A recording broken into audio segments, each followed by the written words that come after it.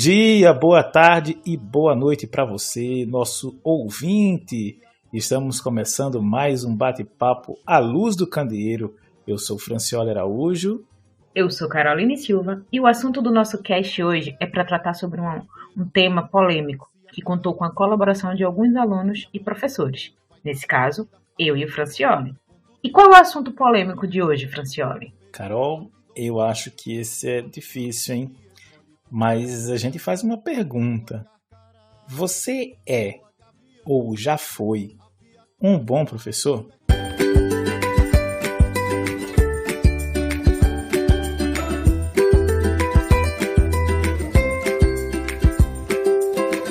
Na semana passada, nós falamos sobre metodologias ativas. E mesmo antes desse tema, eu, Carol, sempre me questionei, na verdade, né? E sempre bati na mesma tecla, de que em alguns momentos eu não fui uma boa professora. E a partir disso, nós, né, eu e Francioli, resolvemos que poderíamos saber se fomos bons ou maus professores. E maus é tão pesado, né, Franci? Mas professores diferentes. E com isso, nós optamos em soltar algumas caixinhas, ele no Instagram dele e eu no meu, perguntando para os nossos alunos e ex-alunos como foi a experiência deles em nossas disciplinas ou em nossas matérias. E alguns alunos responderam da seguinte maneira. Eu vou começar ou você quer começar, Francioli? Diz aí. Não, pode começar, Carol. Então vamos lá. Fiquei um pouco surpresa, mas fiquei feliz, tá? Com as respostas. A primeira resposta foi o seguinte. Um aluno respondeu. Eu trouxe apenas 4 para ser mais rápido, para a gente entrar no assunto que a gente precisa. A primeira resposta foi: você tentava fazer o máximo de praticidade aos assuntos que a gente via na sala de aula. Nos ensinava a aplicar o conteúdo de química vistos na sala ao nosso cotidiano. Lembro que a gente até tentou construir uma mini estação de tratamento de água nas calhas da escola. O que foi muito bom, porque a gente estava usando o que aprendeu para fazer alguma coisa útil. Lembro demais das tuas aulas, porque eu sempre te aperreava muito e tu sempre tirava todas as minhas dúvidas. Você vai falar o nome do santo ou da santa? É pra falar o nome? Ai, gente, não vamos fazer esse exposed, não. Vamos deixar só assim, subentendido. Acho tão mais legal. Porque tem quem falou ruim também, né? E daí a gente é melhor deixar subentendido. Mas a caixinha existiu, depois a gente pode botar só fotinha lá das nossas caixinhas. A segunda resposta foi: você em alguns momentos era bem severa e não tolerava brincadeira. É verdade. Mas sempre achei uma boa professora. Um terceiro aluno. Eu trouxe esses 4 porque foi mais ou menos a fala geral da nação, sabe? E representou bastante. Carol, eu achava você legal como pessoa, mas chata como professora. Pesado. E esse último foi interessante e eu quis trazer porque, na verdade, foi uma tutoria que eu fiz na época que eu era mestranda. E essa pessoa, ela era aluna, né, de graduação e estava aprendendo. E ela deixou esse retorno bem legal. Fui tua aluna e tu sabe, sou muito grata por isso. Teu desejo de ajudar e ensinar com certeza me marcaram. Sua vontade de sempre ajudar e ouvir quando foi necessário. Teu lado humano foi para mim de extrema importância. E daí a questão da humanização, né, na academia, já no ensino superior, que a gente não tem tanto, eu troco com você, você troca comigo, a gente sente as coisas mais difíceis. E daí eu trouxe porque me marcou bastante. Foi daí, depois da minha graduação, que eu me tornei uma pessoa melhor. E é uma frase que eu trago para minha vida até hoje, Francioli, faça de bom com os outros o que fizeram de bom com você. Porque é tudo muito difícil, tudo muito pesado. E acaba que a gente tem que tentar humanizar ao máximo. Mas eu fui essas 4 pessoas, de fato, nesses 4 momentos. Fui chata, fui severa, fui intolerante.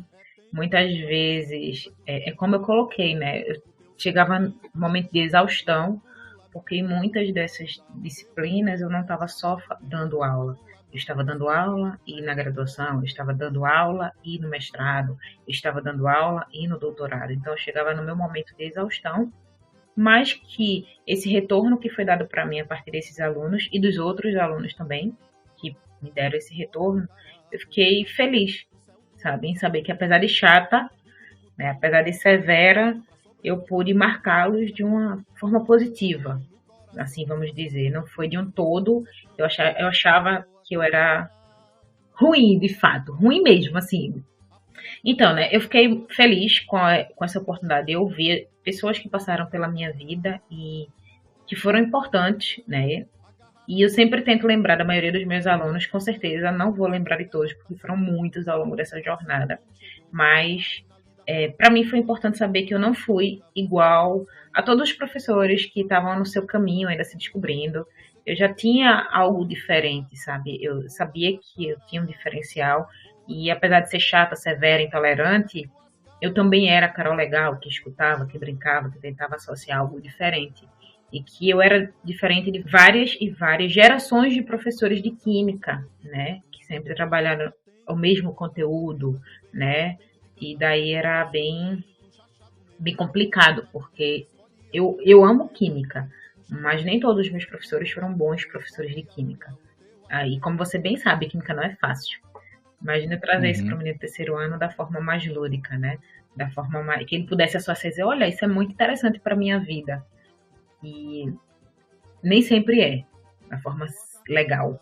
E a gente tentar suavizar isso, para mim, era a coisa mais importante. E eu tinha em mente, eu tinha que pensar muito que o meu aluno tinha que aprender do jeito que eu queria ter aprendido, sabe? Associando alguma coisa que fizesse parte da minha realidade, porque fica muito mais fácil de eu gostar daquilo que eu vejo no meu cotidiano. E para falar de química, é muito mais fácil associar coisas do cotidiano, né? Então, Sim. é isso. E você, Francioli? Que me fala? Deixa eu ver aqui. Eu tive poucas respostas, Carol. Eu refiz o meu Instagram recentemente, depois de passar um tempo longe das redes sociais, para tratar um pouco da sanidade, né?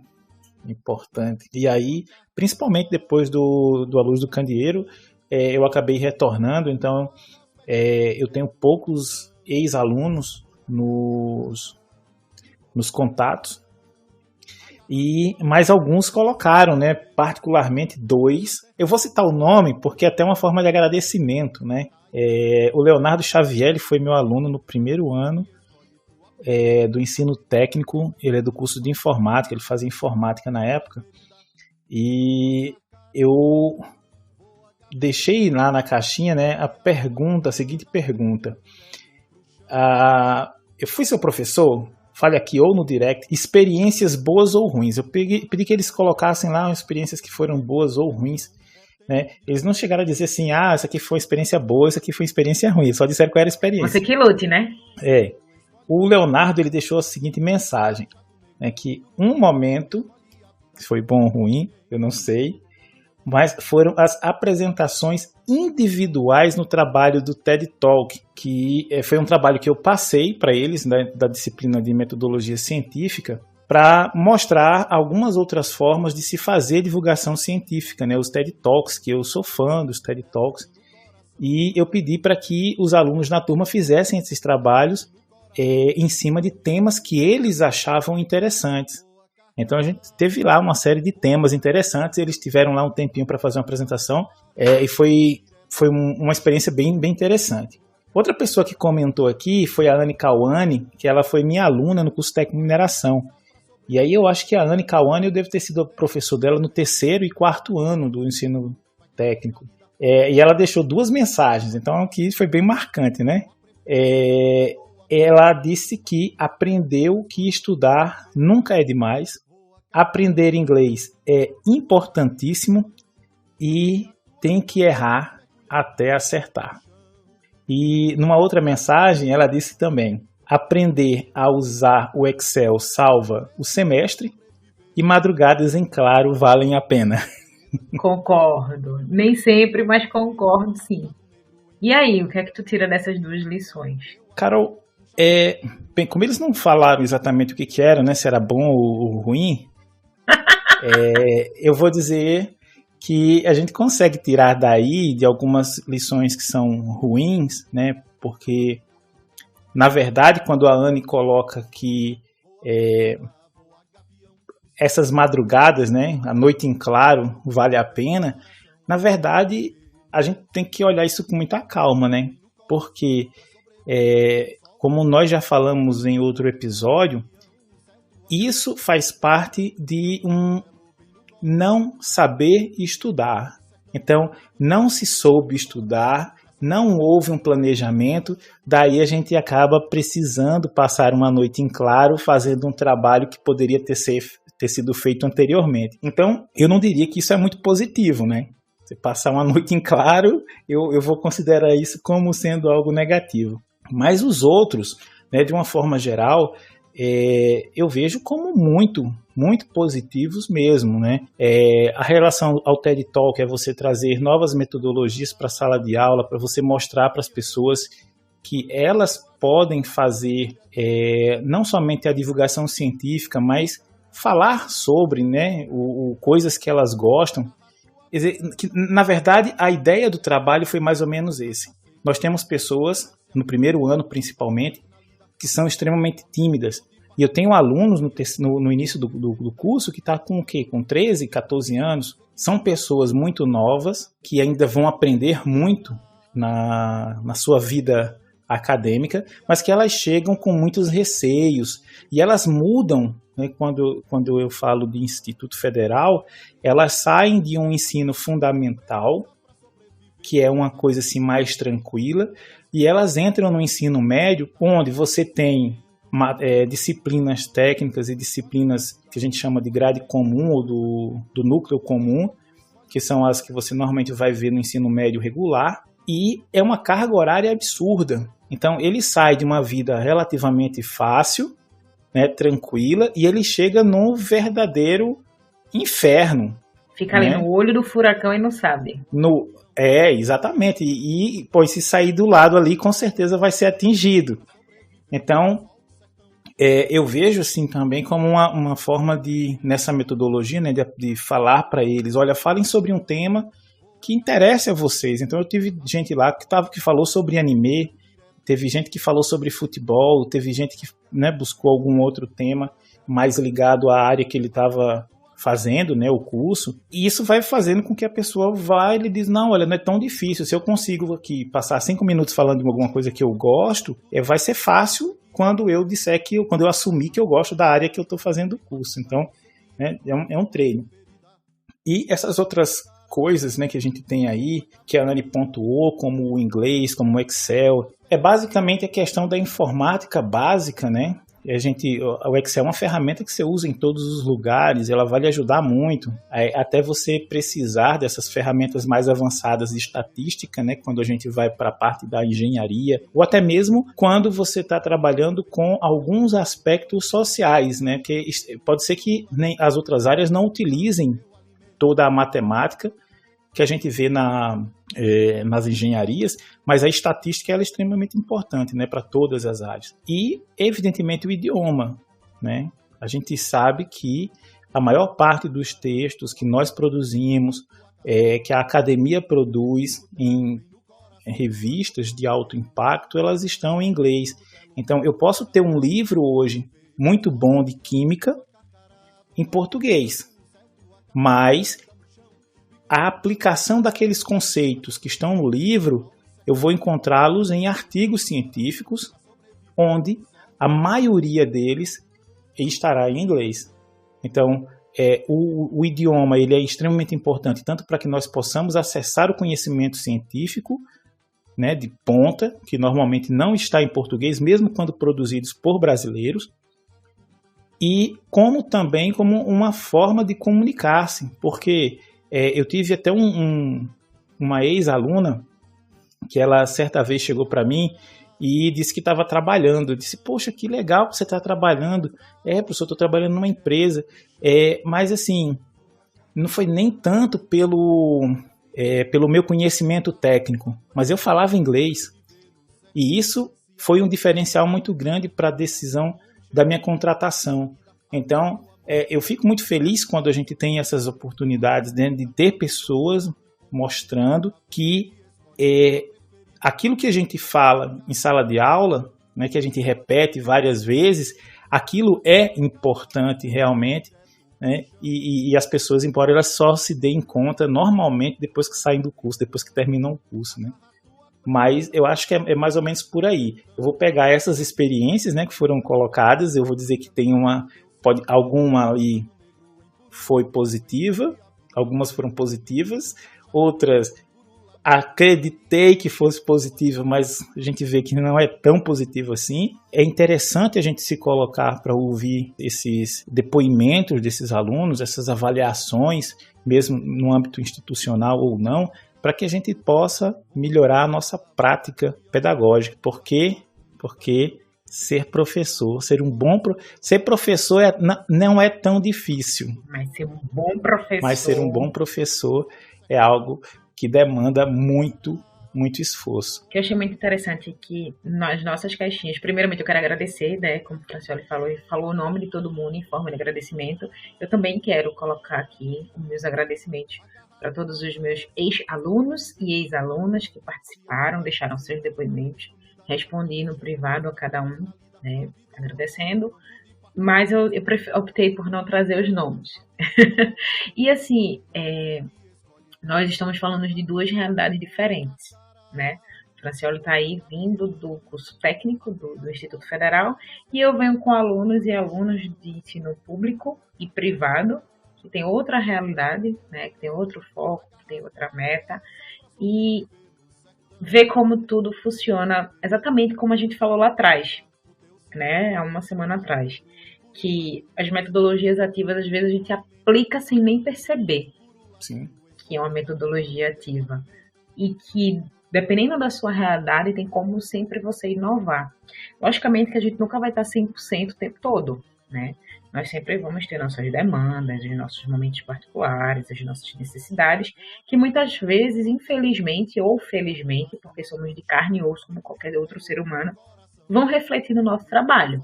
Mas a gente não quer que isso seja refletido de forma negativa. Um dia a gente vai estar mais calado, no outro dia a gente está mais falante, né? Mas a gente quer que isso seja sempre uma relação saudável para ambos os lados, porque é sempre aquele elo. Eu nunca sei tudo e meu aluno nunca vai aprender tudo. E todo mundo tem que ter essa consciência, por mais que a gente diga, meu aluno nunca vai ter empatia, mas a gente precisa buscar essa empatia, fazer com que ele entenda, eu não estou bem. Isso me magoou, porque existem certos temas que eu fui bem intolerante, sim, em certas atitudes, certas brincadeiras, porque eu me vi ali no papel de ser uma pessoa, não era que eu quisesse ser intolerante, mas de uma brincadeira que, se eu permitisse, como professora, deixar aquilo se propagar, eu não sei quantas pessoas poderiam ser feridas dali para frente, que era um assunto que eu gosto de bater na tecla, que é a gordofobia. Foi um comentário que um aluno fez para outro aluno, gritando de uma ponta a outra. Você já imagina a cena. Um sentado na frente e o outro atrás. E a sala era imensa. Então você já imagina a cena. Uma sala imensa, com 50 alunos dentro. Gente, eu nunca tive uma turma pequenininha. Tive uma turma de 20 alunos. Foi maravilhoso. Também foi a única vez na vida. O resto foi tudo assim, de 50 para cima. E ele gritando, porque fulana é gorda. Opa! Naquele momento eu me vi na obrigação, sabe, de trazer a conscientização para toda a turma. Eu parei o assunto na hora e perguntei para ele qual era o problema de fulana ser gorda. E o que isso afetava na vida dele. E ele olhou para mim super constrangido assim. Mas a fulana estava na sala e estava mais constrangida ainda. Pelo assunto, pela forma que ele falou. Então daí eu disse, foi bom você ter se sentido dessa forma. E eu parei da aula de química, eu parei o conteúdo. E ele disse, não, professora. Eu disse, então, sua colega se sentiu do mesmo jeito. E eu, que não estava nem na roda da conversa, me senti da mesma forma. Não foi bom para ela, não foi bom para você e não foi bom para mim. Não está sendo bom para mim. O que foi que eu fiz? Na aula seguinte, eu fiz a turma inteira apresentar sobre os tipos de fobia existentes no âmbito escolar. E daí eles disseram, professora, foi muito bom para a gente ver o que a gente estava fazendo, o que a gente estava errando.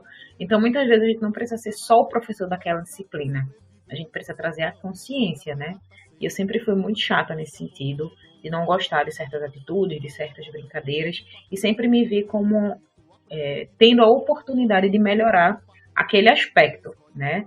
Porque é uma transição, como você falou. Primeiro ano, né, ele está saindo do fundamental para algo novo, e saindo ainda mais para um instituto é aquele boom, né? Caiu no colo do menino e ele vai ter que se virar para acionar esse paraquedas que ninguém nunca disse a ele que ia funcionar, que ele nem sabia que ia usar, na verdade. E eu acho que para todo mundo é assim. Para uns, uma sobrecarga maior, para outros, uma sobrecarga menor. Mas eu acho que ser professor é muito esse tato, esse conjunto da obra, né? A gente está se permitindo, Francioli. E Carol, e tem, assim, quando você coloca, né, existe uma diferença entre o ensino médio regular, que é ofertado normalmente pelas instituições estaduais, né, de ensino, as instituições públicas, as instituições privadas, como um professor da área técnica, existe ainda para mim um agravante, que é uma coisa assim, que normalmente, como as disciplinas que eu leciono, normalmente são nos últimos anos. Então, na época que nós tínhamos os cursos em 4 anos, as minhas disciplinas ficavam ali entre o terceiro e o quarto ano. Eu não dava aula para alunos do primeiro e do segundo. Eu comecei a lecionar para alunos nas séries iniciais quando eu comecei a pegar a disciplina de metodologia científica, que eu pedia para pegar a metodologia científica, porque eu sentia que o aluno chegava nas minhas disciplinas, eles não conseguiam fazer um relatório, e eu achava que, ainda acho, que é interessante você ter um professor lecionando essas disciplinas que tenha um conhecimento mais aprofundado da metodologia, que esteja na prática, né, no dia a dia, esteja escrevendo artigos, facilita esse contato. Por quê? Porque metodologia científica, eu via muito, e a gente ainda vê muito, os professores lecionando na disciplina de metodologia científica as normas da ABNT. E assim, norma da ABNT, eu chegava para meus alunos e eu dizia, você sabe ler, não sabe? Sei. A norma da ABNT é isso aqui, eu não preciso dar uma aula para você explicando o que é a norma da ABNT.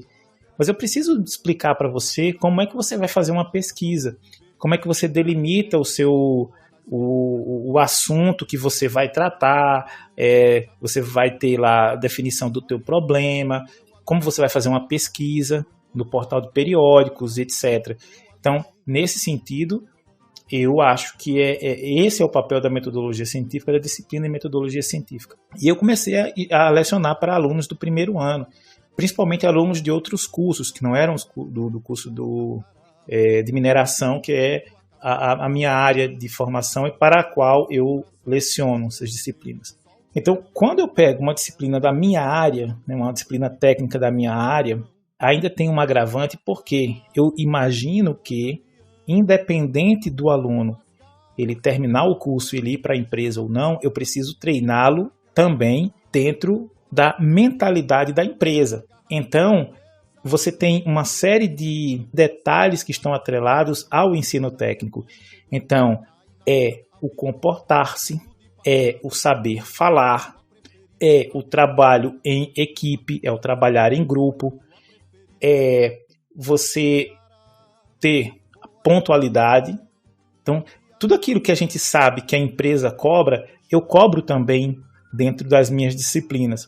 E isso faz com que, independente de qualquer outra coisa, eu sou um professor chato. Bem-vindo ao clube, Francioli. Esse tipo de chatice é uma que, mesmo evoluindo enquanto professor, a minha prática, é uma chatice que eu nunca vou deixar. Por quê? Porque todos os alunos com os quais eu tive prazer de conviver, né, de trocar experiência, eles foram para empresas e foram, na medida que eles quiseram, bem-sucedidos.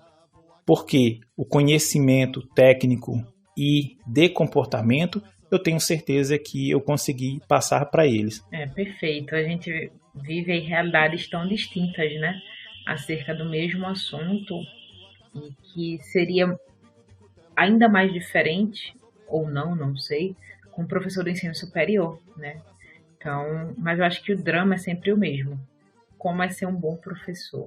Dentro dessa temática, eu fiz uma busca rápida, Francioli, pelo Google, e encontrei algumas atribuições de como seria esse bom professor, esse ser supremo, maravilhoso, que estamos todos em busca, né? Sendo nós professores ou sendo os alunos. Uhum. Então, dentro das atribuições que eu vi em vários sites, das coisas que eu li, eu listei algumas Saber explicar bem os conteúdos. É o primeiro e o mais essencial que todos os sites e páginas e blogs e revistas e jornais que eu passei o olho, tá, gente? Eu não li todo mundo bem, não. Eu passei aquele olhinho aí. Tá, esse é o tópico. Então, esse era saber explicar bem os conteúdos. O que é saber explicar bem os conteúdos, Francione? Você está fazendo uma pergunta para mim? Você não quer falar? É uma pergunta. Eu acho... Então, vamos por partes. Para mim, saber explicar o conteúdo... É porque, como eu falo de química, eu sempre vejo muito fácil. Porque eu associo o que eu estou vendo, meu conteúdo científico, com algo do cotidiano dos meninos. Vamos falar da molécula do café hoje. Como é constituída a molécula do café? Da molécula do café eu posso trabalhar química orgânica, química inorgânica, posso trabalhar um monte de coisa só com a moléculazinha do café lá bonitinha e sair destrinchando ela e colocando cada um lá no seu lugar. Então isso para mim é explicar um conteúdo através de várias temáticas. Então eu domino aquilo ali, é minha área. E olhe que antes de ir para a sala de aula eu estudo o conteúdo, eu dou uma revisada, porque é muita coisa, né? Muito assunto. E eu só quero abrir um parênteses aqui antes de Francioli falar que eu sou formada em Química pela licenciatura, mestre em Ciência de Materiais, continuo no doutorado em Ciência de Materiais, ou seja, a Química básica faz tempo que eu não dou uma olhada, então eu tenho que realmente olhar, estudar, ver o que mudou, porque todo dia muda. Eu me especializei na Química inorgânica, mas existe a Química orgânica, a analítica, a fisicoquímica, a Química geral, né, a química teórica, a química ambiental, e assim ela vai se destrinchando dentro das químicas. Existem as 4 grandes áreas, mas dentro delas ainda tem suas ramificações que eu não vou conseguir dominar todas. Então, sempre que eu vou dar um assunto, eu estudo para saber responder. E quando eu não sei, eu digo, eu não sei. Carol, assim, primeiro a gente precisa colocar muito bem essa história do que é saber explicar bem, né, esses conceitos. Explicar bem conceito, às vezes, pode ser bem difícil. Por quê? E aí eu sempre vou me recordar e sempre vou me reportar ao que o Richard Feynman falou quando veio ao Brasil dar aula para os doutores, né, em formação na época. De forma geral, nós somos muito bons em repetir. Nós estudamos, nós decoramos um conceito e então, quando perguntados, nós respondemos exatamente o que aquele conceito quer dizer. E aqui eu estou falando, né, nessa fala do Feynman, com professores ou com pessoas que estavam se formando, né, estavam no doutorado, que tinham essa mesma característica ou essa mesma forma de agir dos alunos que a gente tem hoje no ensino fundamental, no ensino médio. Então, um conceito é muito mais do que você decorar. Por quê? Porque eu não consigo explicar alguma coisa para o meu aluno ou pedir que ele me dê um conceito de alguma coisa se ele não vai conseguir correlacionar aquilo na prática, né? No dia a dia.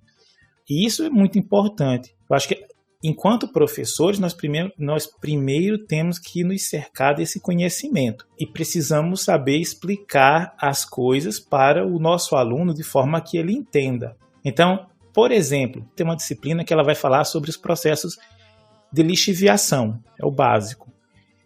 O que é lixiviação? É você ter um mineral que ele está ali na fase sólida e por algum processo químico ou bioquímico, você vai fazer com que ele seja transportado para uma solução. Ele vai sair da fase sólida e vai se transformar em um íon, por exemplo, e ficando assim em solução. Então, isso é muito complexo para o aluno eu falar disso, porque o cara, mas como é que isso acontece e tal? Isso é muito alienígena para a minha cabeça. Eu digo, mas existe o processo de, eu posso dizer assim, de lixiviação, ou algo muito parecido, que acontece todo dia na sua casa. Pô, professor, mas onde? Uai, faz café na sua casa? Faz café? Pô, faz café. Então, você coloca o café lá no filtro Melita ou no filtro de pano, né? Você coloca ele ali e você vai colocar água quente. Então, a água quente ela vai sequestrar, né, alguns elementos do café e vai passar ele para a solução. É uma lixiviação. Quando você pega, por exemplo, lixiviação de ferro, acontece na minha casa, eu digo, cozinha feijão na tua casa? Cozinha feijão? Vai na panela de pressão. Então, quando você colocou lá o feijãozinho na panela de pressão, e aí você tem o cozimento daquele feijão, a água ela vai remover, né, vai ajudar a remover o ferro e outros elementos que estão no feijão e vai passar para o caldo. Tanto é que o caldo do feijão é muito nutritivo, né? Você pode comer o caldo e não comer o feijão, porque você não tem gases. Então, e aí assim, você consegue fazer com que a pessoa entenda por quê? Porque o conceito ele é simples. O conceito ele é simples. Mas às vezes, se eu for tentar aplicar isso, se eu for dar esse conceito numa área que seja estranha ao aluno, ele nunca foi numa planta de beneficiamento, ele não conhece ainda o que é o minério, ele vai dizer, poxa, mas como é que isso acontece? Mas no momento que você leva o cara para dentro da cozinha, que é muito difícil você não ter uma cozinha na casa de uma pessoa, que ele vai cozinhar, que ele vai ter lá uma série de processos químicos e físicos acontecendo, você consegue resgatar isso e aquilo fica mais claro. Então eu acho que o apropriar-se do conceito é importante, mas você tem que aprender a traçar paralelos para que o seu aluno ele entenda. É fácil fazer isso em todas as disciplinas? Eu acho que é. Ou pelo menos o que falta, talvez não seja tão fácil fazer com todas as disciplinas. Mas a gente precisa buscar esses elementos e trazer ele para a nossa aula. Então, eu não acho que seja tão fácil. A gente está num lugar muito confortável, eu diria, para falar isso, porque a gente consegue fazer boas associações. Eu, particularmente, eu acho. Mas nem toda matéria, nem toda disciplina vai conseguir fazer uma associação tão boa, né? Por isso que eu não acho que seja tão trivial, que seja tão fácil, sabe? E que nem sempre vamos conseguir trazer algo do cotidiano que dê para aplicar de forma clara e objetiva, como nós dois estamos fazendo aqui. Então, nesse ponto de vista, eu acho que o nosso curso tem esse conforto. Ele nos ajuda. Carol, mas eu acho que de forma geral a gente tem como trazer para todas as disciplinas, para tudo. Agora, nós temos um problema muito sério, que é a formação dos professores. E aí nós temos um professor que é formado hoje, com a mesma metodologia que o professor dele foi formado. Então, assim, você tem uma série de deficiências que foram se agravando e hoje fica difícil para o aluno, para o professor, para alguns professores, conseguirem traçar esses paralelos entre, vamos dizer assim, a vida real, né? Porque a gente tem que entender que a vida real, todas as disciplinas que a gente trabalha, elas são vida real, mas algumas elas parecem meio ficção científica, né? Algumas coisas são ficção científica assim, para o aluno, quando ele não consegue traçar esses paralelos. Porque eu consigo imaginar tudo isso, português, matemática, as ciências, né, de uma forma geral, todas elas. E quando eu pego, por exemplo, as disciplinas técnicas, todas as disciplinas técnicas, todas, sem exceção, é a aplicação de ciências básicas, né, dessas ciências, é a aplicação da física, da química, da biologia. Então, é só isso. Então, se eu tenho um aluno que ele foi bem ensinado de química, se ele tem um bom conhecimento de química, ele vai saber ou vai ser mais fácil para ele entender conceitos que eu vou passar para ele. Agora, é claro, a gente tem sempre que estimular nos alunos, e esse estímulo nos alunos tem que ser em todos os níveis, né, do nível fundamental, antes do fundamental até o nível superior, a experimentação. Ele precisa observar e experimentar. E daí é que entra o segundo tópico, que é ensinar o aluno a pensar. Ele surge daí. Isso. Né? É uma coisa que vai linkar a outra. Ensinar o aluno a pensar é muito mais difícil do que a gente dominar o conteúdo. Porque dominar e explicar bem o conteúdo depende de mim. Buscar, tentar trazer, como você falou, analogias, associações voltadas para o cotidiano. Mas fazer o aluno pensar depende, pelo menos para mim, Franciola, depende dos dois lados. Uhum. Eu, como professora, estimular isso dele, fazer com que isso chegue. Você fez na forma dos TEDs, eu tentei fazer na forma de construir um tratamento nas calhas da escola, né? Como é que ele vai fazer isso dentro da escola, de uma forma pequenininha, seria uma estação de tratamento, você na forma de comunicação, mas como é que o aluno tem que responder esse estímulo. Por isso que eu acho que é uma faca de dois gumes que fala. E daí fica para mim é meio tenso. Lógico que a gente não pode desistir do aluno. Que aí entra, eu vou só pegar o terceiro tópico, que é importante, porque uma coisa vai puxando a outra, né? Que é você não desistir daquele estudante que não está indo bem, né? Que tem, acompanhar de perto aquele aluno que tem uma dificuldade de aprendizagem. Então, relacionando os dois temas, eu particularmente eu não sei como eu faria essa abordagem, né, de tentar trazer esse aluno que não está indo bem e às vezes ele se desestimula, né? Eu falei do TED Talk, né? Então é uma coisa mais a comunicação, mas como, né, já foi bem colocado aqui várias vezes, já repeti várias vezes, eu sou professor de disciplina técnica. Então, várias disciplinas técnicas eu acabo lecionando. E é claro, eu não posso ser hipócrita e dizer que a mesma estrutura que uma escola do Estado tenha, um Instituto Federal tem. Né? Existe uma discrepância muito grande em relação a isso.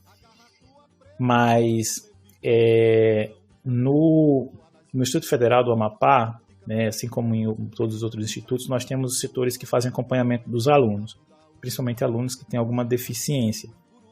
Então, eu tive um aluno que ele tinha acompanhamento desse setor e me procuraram porque, primeiro, eu sabia da situação porque o aluno tinha tirado uma nota baixa no primeiro bimestre, né, a disciplina anual e tudo mais. E a nota baixa dele, 3 pontos, e me procuraram imediatamente porque a gente precisava desenvolver alguma estratégia para que ele lograsse êxito. E aí eu só pensei numa coisa, ele vai ser meu monitor. Eu vou trabalhar ele vai vir como meu monitor. Então ele vai me auxiliar nas aulas práticas e tudo mais. E isso teve um impacto muito grande. E aí, principalmente uma pessoa que está, de certa forma, diagnosticada com um déficit de aprendizagem. E, cara, assim, foi sem dúvida nenhuma, muito emocionante para mim, porque você tem um aluno que as pessoas basicamente estão dizendo assim, você pode ajudar ele a passar, e aí você leva esse aluno, você começa a desenvolver trabalhos com ele, e no último bimestre, né, no quarto bimestre, no caso, ele estava dando aula para os outros alunos. Então, nesse ponto, você está dando uma ali de, eu estou trabalhando aquele aluno que realmente precisa, os demais não precisavam tanto quanto ele, mas ele precisava, então você traz esse aluno para mais perto de você. E você deixa que ele se vire também. Não é pegar e entregar tudo na mão dele, não. Tem que pensar. Como é que ele pensa? E como é que outros alunos também pensaram? Eu resolvi, acho que isso foi em 2018, 2017 para 2018, trabalhar os conteúdos de uma forma um pouco diferente. Então, nós tínhamos uma disciplina que os alunos faziam fragmentação de rochas. Então, eles levavam o material para um fragmentador, né, um britador, ele fazia a britagem do material, e aí você chegava e pensava assim, não, eu sempre dava aula dizendo primeiro o conceito, o que é britagem, não sei o que, como é que ela funciona, identificar ali como é que as rochas elas se fragmentam. Eu sempre fazia isso primeiro. Eu decidi fazer o inverso, eu vou levar ele primeiro para o laboratório, ele vai ver como é que isso vai funcionar, e ele vai me dizer o que ele está observando, e a gente vai tirar desses relatos dele do que ele está observando o que forma a teoria, o que forma o conceito. E isso foi algo assim muito interessante, porque a observação deles, porque não adianta, né? Um ou dois alunos, você sabe que ele vai ter uma aula, ele lê alguma coisa antes. Um ou dois, isso no máximo. Se não, ele vai ficar esperando, ele vai assistir a aula, ele vai esperar que você escreva alguma coisa, ele ainda pergunta, é para escrever? Então, foi muito interessante fazer dessa forma. Eu apresento um fenômeno, apresento a prática, o aluno ele observa, e a partir das observações dele, ele vai tirar o conceito. Isso, para mim, é você fazer o aluno pensar. Agora, só pensa e não é fácil. Não é fácil porque pensar dói. Quando as pessoas não estão acostumadas a pensar e você as força a fazê-lo, primeiro você é visto como você faz terrorismo psicológico. Por quê? Porque você quer que a pessoa pense. E as pessoas elas vêm de uma realidade que elas não pensam, que elas não estão pensando. Você recebe simplesmente uma informação, você reproduz aquilo da melhor forma que você consegue, que o teu nível de coragem, né, permite, e pronto. Quando você faz o inverso, meu filho, pense: eu não estou conseguindo, tá doendo, e começa a chorar, as lágrimas começam a escorrer, né? Mas o resultado vem depois, e são resultados normalmente muito positivos. E é incrível, né? É incrível você acompanhar a evolução de um aluno. Eu nunca precisei, quer dizer, eu não sei ao certo. Já tive casos de alunos que tinham TDAH e alunos hiperativos também, autistas, mas não era um grau tão elevado. Daí a coordenação me chamou e disse: você tem 3 alunos na mesma sala com o mesmo problema, se vira. Tá ótimo, eu que lute. Mas aí eu fui avisada antes, né, e daí eu consegui. Eles eram super de boas, logicamente um pouco mais ativos, e eu tentava trazer sempre, respira, eu sempre brincava, respira e solta, galera, respira e solta que vai dar certo. Bota oxigênio pro cérebro. Porque era uma forma de, sabe, fazer eles voltar para junto de mim, para perto. Mas aí eles nunca me deram problema, não. Eles sempre foram muito além, sabe, dos outros alunos. Então, eu tinha que controlar eles para o resto chegar. Eram extremamente inteligentes. Então, o meu foco era controlar para a turma chegar junto. Porque a gente sabe que na mesma sala existem várias etapas. Existem os alunos mais inteligentes, naturalmente, né? Que são os alunos sempre que se destacam porque gostam de estudar ou porque são incentivados por motivos infinitos aqui, que eu não vou nem listar, né? Até pela própria facilidade que o ser humano já nasce com isso, né, Francioli? E daí é interessante. Existem aqueles alunos intermediários que correm sempre atrás do prejuízo, que eu acho fantástico. E existem aqueles alunos que não estão tão afim. Eu vim porque minha mãe mandou, sabe? E esses aí é que eu tentava trocar, inverter. Esses aí eu tentava trazer para junto. E muitas vezes, infelizmente, eu fracassei. Eu fracassei no nível que eu parava para pensar e dizia: será que o problema sou eu? Porque chega um momento que o professor ele se questiona. Será que o problema está em mim? Alguns se questionam. É verdade. Esqueci da dúvida. É importante, né, a gente não generalizar. Então, eu sempre me questionei no sentido de: será que sou eu? Vou tentar trazer algo diferente para ver se realmente o problema está em mim. Porque eu acredito que eu ou você, a gente se questiona nesse sentido de: eu estou fazendo a coisa certa? Eu sempre tentei trazer um conteúdo de forma de explicar a mesma coisa de formas diferentes, tá? Porque eu acho que o que eu aprendi durante a graduação é que nem todo mundo vai aprender na mesma linguagem. Então, eu tento trazer algo de linguagem diferente. E, Carol, isso é sempre? Não, Francioli. Não, querido ouvinte, não é sempre. Porque Carol tem dias de TPM, Carol tem dias de tristeza e Carol tem dias de euforia, que é basicamente todos os dias, né? Porque, graças a Deus. Mas, como a gente falou aqui, tudo vai refletir no nosso trabalho. E o cansaço, pelo menos para mim, cansaço físico, cansaço psicológico, ele é muito desgastante. E ele acaba se influenciando na minha metodologia. Mas nem por isso eu deixo a peteca cair, sabe? E daí eu sempre me questionei com esses alunos que, professora, eu não tô afim. E daí é onde entra a metodologia ativa, porque ele pode não ser muito bom na minha matéria, mas ele pode ser muito fantástico, muito bom, excepcional em outra. Tirar 10, 1000. Se é o que ele gosta, então ele vai fazer maestria. Se ele não gosta da minha, eu dizia a ele: bicho, passa pelo menos na média, me ajuda a te ajudar. Eu sempre brinquei com o menino: meu filho, me ajuda ele a ajudar. Titi ama todo mundo, Titi quer todo mundo passando de ano. Mas me ajude, sabe? Porque era uma forma deles rirem e entenderem que eu não estava como inimiga, que eu não queria reprovar ninguém. E eu consegui vários alunos dessa forma, vindo para disciplina. E aí, Carol, tô estudando, viu, para você não me reprovar. Eu sabia que eles estavam brincando, mas que no fundo eles estavam com medo de reprovar. E, infelizmente, a gente trabalha com a prática da reprovação, que não é interessante, mas acontece. Chega no momento que eu digo: eu não acredito! Nesse tom de voz, tá, gente? Porque o professor ele tem que trazer todo o drama.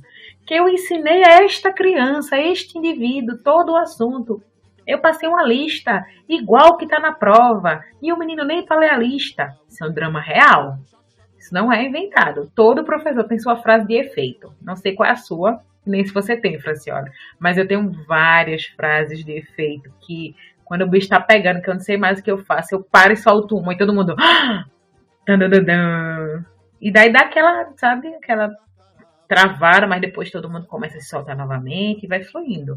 Então, é uma receita de bolo inexistente. Os alunos sempre diziam que eu sou muito sarcástico. Dizem que eu sou sarcástico. Socorro, é o pior que tem, tá? Eu acho assim, é muito interessante quando a gente tem condições, né, quando a gente trabalha em uma instituição que tem condições de acompanhamento, né, e pegando aqui uma fala do Jefferson, né, no episódio passado, é interessante quando a gente consegue fazer diagnósticos dos alunos para entender exatamente o que eles são, no que eles são bons. Por quê? Porque como existem diversas formas de abordarmos um mesmo conteúdo, para um grupo de alunos, uma forma de abordagem é ideal. Por exemplo, numa disciplina que eu tenho prática e teoria, para alguns a prática não é tão interessante, mas para outros a prática é o que salva. Então, quando a gente tem essa condição de fazer esse diagnóstico, saber exatamente no que fulano é bom, no que ele se destaca, isso faz com que esses alunos que a gente acredita que eles estão em outro nível, né, estão num nível um pouco menos elevado, que eles possam ali se destacar também. Porque tem uma coisa que eu sempre digo, e as pessoas às vezes ficam assim, poxa, mas como? Os melhores profissionais que eu já formei não necessariamente foram os melhores alunos em termos de nota. Por quê? Porque o profissional ele precisa de habilidades e competências que vão além do conhecimento técnico. Então, esses profissionais eles precisam de habilidades e competências que vão além do conhecimento técnico. Eles precisam saber se relacionar, eles precisam saber uma série de outras coisas que nem sempre a gente ensina em sala de aula, que não são ensinadas em sala de aula muitas vezes. Então, muitos alunos que não eram os melhores em termos de nota acabaram se tornando profissionais extraordinários. Por quê? Porque eles tinham essas outras habilidades e competências. Perfeito, Francioli. A última frase que eu encontrei, né, dentro desse tudo que a gente já falou, comentou o professor ele nunca pode parar de estudar para ser um bom professor e utilizar certas estratégias de ensino que comprovadamente facilitam a aprendizagem. Dentro desse contexto, eu retiraria o comprovadamente, porque não necessariamente eu posso comprovar aquilo que está facilitando a aprendizagem do meu aluno. Eu usei uma metodologia que de repente ninguém usou ainda, mas deu certo. Eu acho que o fato da gente facilitar o aprendizado, nós somos facilitadores. Alguns são facilitadores, outros são dificultadores. Chega, engasguei aqui. Nós somos ou deveríamos ser facilitadores, né? E daí nós deveríamos pensar de alguma forma ajudar meu aluno a chegar lá, né? Como você bem colocou aqui, eu sei as minhas limitações dentro das minhas experiências e não quer dizer que eu vou levar isso para a vida toda, mas na frente eu vou pegar graus diferentes, né, de alunos diferentes, de instituições diferentes e vou lidar com situações semelhantes com pessoas diferentes. E eu vou ser uma pessoa madura para saber discernir, porque eu já vou ter vivenciado aquilo. Talvez eu seja melhor, talvez eu saiba reagir melhor, ou não, porque tudo é o contexto, é o momento, né? E daí é muito disso, a gente tem que viver a experiência naquele momento, porque ela é única naquele sentido. E a questão de não parar de estudar é fato. Somos eternamente facilitadores, logicamente, deveríamos ser, mas acho que parar de estudar não dá, porque todos os dias tem coisa nova, existem descobertas novas, vai ter sempre, eu espero, sempre irá existir um elemento novo, na tabela periódica? Esse alimento vai para a tabela, não vai para a tabela, fica fora, fica dentro, se cria uma coluna, por que não coloca? É interessante você poder discutir isso com o seu aluno.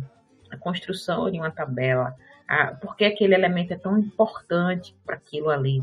Então, eu acho que a gente realmente não pode parar de estudar nunca. Mesmo não sendo professor, eu acredito que deveríamos estudar para toda e qualquer área de nossas vidas, seja para conhecimento científico ou para um conhecimento mais prático. Então, é basicamente isso que eu queria falar nesses dois contextos. A gente abordou aí uma série de temas, né, que são pertinentes para a formação de um bom professor. Acho que nesse conceito do estudar sempre, de nunca parar de estudar, sempre procure pessoas da sua área e de outras áreas para trocar ideias, ver o que funciona em determinadas regiões, o que funciona, o que outros professores estão fazendo. Troca de experiência é extremamente importante. Seja uma pessoa crítica, faça autocríticas para verificar se você é um bom professor. O bom professor sabe se ele é um bom professor. E eu acredito que uma das grandes formas de você descobrir isso é se você tem conhecimento técnico, capacidade de transmitir esse conhecimento de uma forma que seja acessível, né, para os seus alunos, porque muitas vezes nós temos aquele caso do professor que é o extremamente amigo, que é amigo de todos, né, e o cara é amigo de todo mundo, mas ele não dá uma boa aula. Mas ele é amigo, tá? Mas é amigo, né? É o cara que não vai reprovar, é o cara que pode muito bem chegar e dizer: vocês vão fingir que vão aprender, eu vou fingir que vou ensinar, e todo mundo fica feliz com isso. Esse discurso hoje, né, em algumas instituições, com algumas pessoas, ele está ali meio velado. Eu sou amigo de vocês, ninguém vai ser reprovado e por aí. Então, não é bem isso, né? Eu prefiro ser lembrado como professor chato, que cobra, que tenta ensinar. Eu nunca consegui finalizar um planejamento, aquele planejamento que a gente tem, né, da disciplina. Eu nunca consegui finalizar aquilo, porque eu sempre pensei que é mais importante eu chegar num determinado nível, que todos tenham um conhecimento razoável sobre aquilo, do que eu correr com o conteúdo e o aluno não vai aprender. Verdade. Então, eu sempre priorizei, vamos no ritmo que for necessário para que todos cheguem no final do curso com um nível de conhecimento razoavelmente bom sobre um determinado tema, do que ter passado simplesmente por tudo e não ter fixado absolutamente nada. Então, eu não sei se eu sou um bom professor, se eu fui um bom professor. Espero que tenha sido, ou se não fui, né, eu estou tentando melhorar, eu estou tentando me qualificar, buscar, estudar todos os dias, buscar formas de garantir com que um conhecimento técnico que eu consiga traçar paralelos, fazer associações com coisas que sejam mais simples para que os alunos eles possam entender. Então, não sei se sou, se fui, mas espero um dia ser um bom professor. Todos nós. Estou aqui batendo na tecla dizendo que não sou ainda, né? Porque sou logo sincera. Sou autocrítica demais. Talvez esse seja um problema também, né? E é isso, né, pessoal? Espero que todo mundo que chegou até aqui tenha gostado do nosso bate-papo. É um assunto que a gente poderia falar por muitas e muitas e muitas horas. E no futuro próximo, quem sabe, traremos alguns convidados para também debater sobre esse mesmo assunto numa perspectiva diferente da nossa. Vai ser muito bom que vocês possam estar conosco. E antes de finalizar o episódio de hoje, eu gostaria de deixar os meus parabéns para todos os profissionais da área da química. No dia 18 de junho foi dia do químico e não podemos deixar essa data passar em branco, uma vez que eu sou química formada, né? Não poderia passar aqui sem deixar os meus agradecimentos a todos os profissionais que fazem parte, direta ou indiretamente, das nossas vidas. Um abração e é isso. Pessoal, e eu gostaria muito de agradecer a todos os nossos ouvintes hoje 10% dos nossos ouvintes já são pessoas de outros países. Nós temos uma participação interessante nos Estados Unidos, então nós temos ouvintes aí nos Estados Unidos, Portugal, Canadá, Espanha, Dinamarca. O nosso podcast está chegando a pessoas de outros estados, então nós também já somos ouvidos na Paraíba, no Mato Grosso, no Acre, em Sergipe, e fico muito feliz que o nosso conteúdo esteja chegando a pessoas aí em todo o mundo. E no Brasil já somos ouvidos em 18 estados da federação. Eu sei que para você que está nos acompanhando, escutar um episódio aí de 58 minutos, 1 hora, é puxado, como a gente fala, em materiais e também em outras áreas, é preciso ter resiliência, mas não esmoreça. Eu sou um consumidor diário de podcasts e sempre estou lá quando vou para o trabalho, às vezes quando estou fazendo algum experimento, estou ali quando posso escutando o podcast. Então, fraciona o conteúdo do podcast. Infelizmente é muito difícil para a gente conseguir fazer um podcast um pouco mais curto, né? As conversas são sempre muito agradáveis. A Carol fala pra caramba, né, Carol? Eu acho que é o conjunto. Vocês já perceberam que é o conjunto da obra. É uma briga para ver quem fala menos. Isso é verdade.